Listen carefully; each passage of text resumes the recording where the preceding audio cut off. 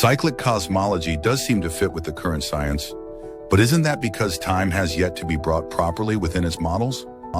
And quantum physics. It still assumes the existence of a Newtonian notion of time, and that remains to be fixed.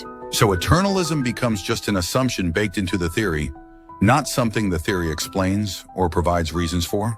And then, a cyclic universe is a way to fill that eternity with something we can be more sure about. A Big Bang, Shar-Heat death story of at least one cosmos that self-organized itself into existence, but then also no argument against an infinity of such cycles of birth and destruction. However, once we dig into cosmology, there is evidence of how time itself must have an evolutionary development. A big case in point is how the universe starts as a relativistic soup of radiation, a world ruled by C, but then with the Higgs phase transition, suddenly turns into a realm of co-moving matter dust. Particles gain the mass terms that now mean they all travel at some speed between rest and C.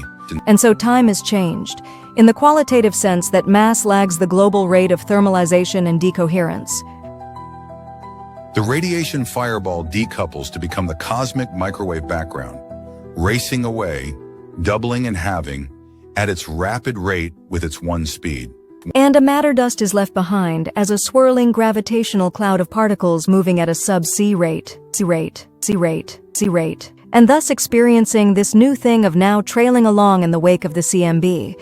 All sorts of different speeds or rates of change and interaction have become possible. The very nature of time has been transformed, even though this more complex temporality is what we see as our simplest possible Newtonian notion of time.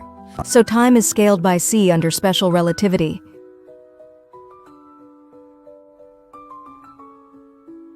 And it gains inner complexity by the speed limit being broken by mass, allowing particles to drag behind the general rate of change, to now have their own individual experiences of how time is passing from their own inertial or comoving frame. Then another way time gets complexified is by it being broken superluminally. When dark energy eventually freezes the cosmic event horizon at a fixed distance, then again, this is a phase transition from the simple SR light cone point of view. You start with the simplicity of a cosmos that just evolves at C. But then that can be broken by both the emergence of a superluminal structure and a sub-C rest mass or co-moving level of temporal structure. So my point is that what we know about the Big Bang should act as a constraint on our metaphysical claims. And we know the universe was a doubling halving symmetry, breaking from at least its first billionth of a second. We can see it had a decoupling when the radiation-dominated part split off and raced away, leaving a co-moving dust diddling about at all speeds between 0 and C. We can surmise the appearance also of a superluminal aspect to temporality, as both inflation and dark energy have good arguments behind them. There is a lot to show the way our reality works, and it is a story of emergence rather than eternity. Of self-finitude and its topological complexification, rather than infinity and a lack of meaningful physical development. Both eternalism and emergence could be jammed together, and that is what cyclic cosmologies try to achieve. But my view is that is metaphysically confused, a ruse to stave off having to give a fully consistent account. Our Big Bang cosmos has emergence stamped all over it. I have already argued here about how that can work. How the Planck triad of constants emerge in Unit 1 fashion, with space and time being baked into that in the way the Riemann sphere can describe.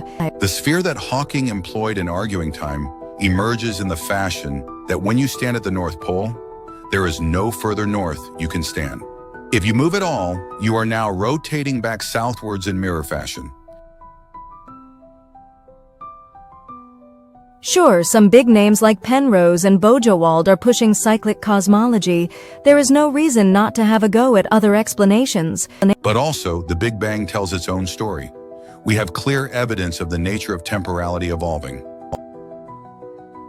And it will continue to slow and thus eventually become the moment lasting forever.